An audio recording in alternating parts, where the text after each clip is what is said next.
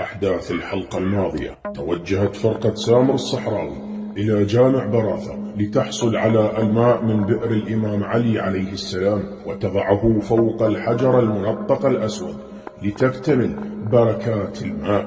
باليوم التالي كان على سامر وعمار توران توزيع الماء على جميع الأعضاء بأسرع وقت ممكن. كان على الأعضاء شرب هذا الماء من داخل القارورة والكأس الصغير.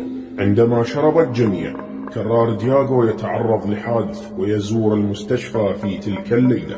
في اليوم التالي سامر يكتشف بأن جمجمة رئيس القطيع تعرضت للتخريب من خلال الكلاب السائبة، لكنها لم تتحطم بالكامل. توجهت الفرقة وسط بستان النخيل ووجدوا الماعز الصغير حديث الولادة. عند وضع الشمعة فوق جمجمة الجاموس ظهر شخصا